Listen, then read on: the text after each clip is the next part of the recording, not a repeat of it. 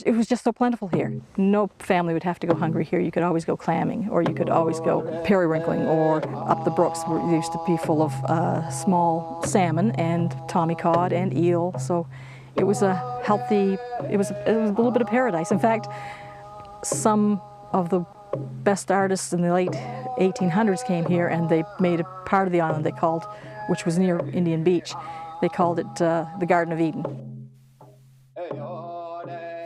I remember when I used to go fishing over by Split Rock, and I would catch flounder. The fish and the shellfish were very plentiful.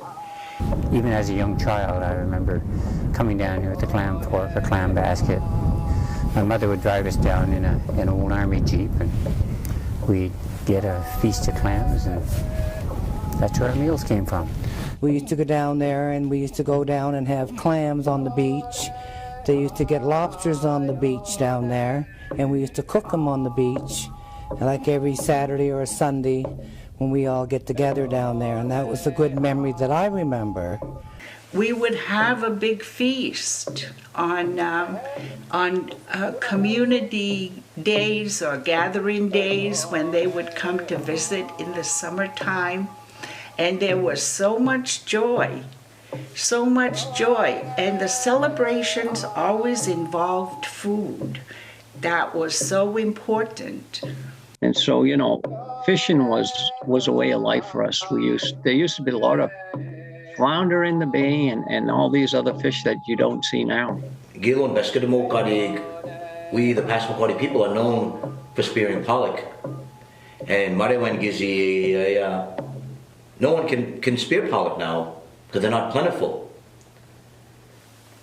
And it's a sad situation because we, as indigenous people, were sustained from the river to present day. That's how we're here. If it wasn't for that, I don't believe indigenous people would have survived along the bay.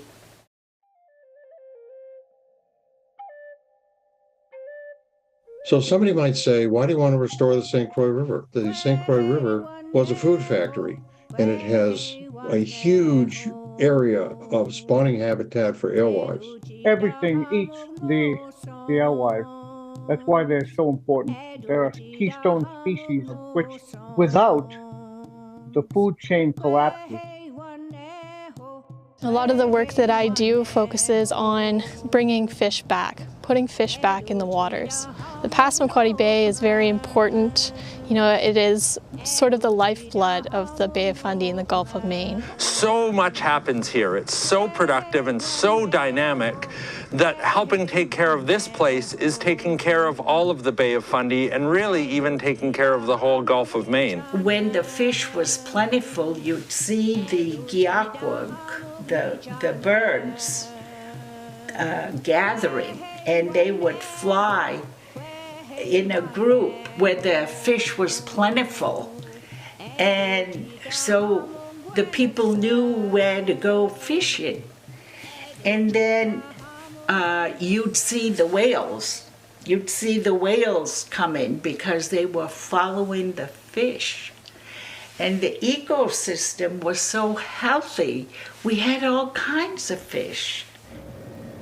You know, if I had to describe the uniqueness of the Passamaquoddy Bay and the islands and this general, what they call the Quoddy area, I would have to say that that particular video of the porpoise feeding on, you know, they actually had to, you can watch when you go out there, you know, the porpoise, they actually do the work to round up all these heron that might be, you know, swimming through the channels.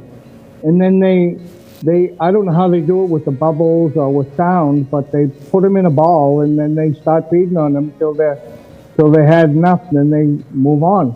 And then whales would come along and gulp up the whole ball.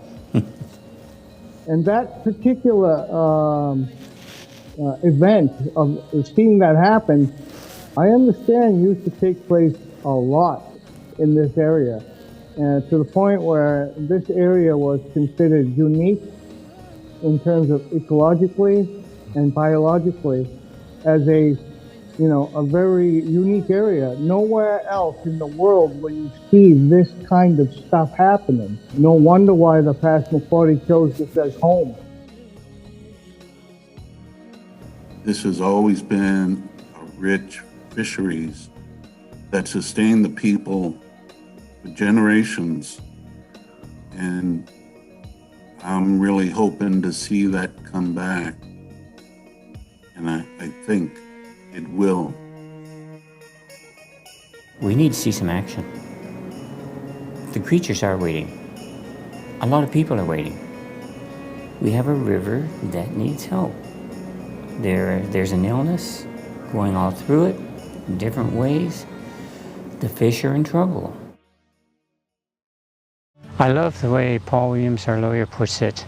With the right comes the responsibility. This morning, I keep thinking about these three themes, which is, the amazing opportunity to listen to people who care, people who truly want to lead, and people who are passionate. And that third one, that's where the magic happens. A lot of the things that affect fish affect us as a people. And by restoring these back to natural levels, we only improve ourselves and our economy and our culture.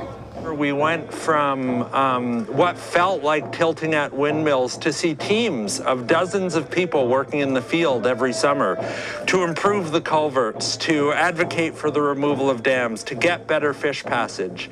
So something that didn't seem achievable just a decade ago, we're well on our way to treating this river properly and seeing the restoration of these fish. Yeah, if it's difficult, we do it immediately. If it's impossible, it takes a little longer. And I really do think that working together, we can continue to make things better. The natives also told me, without this, there is no here.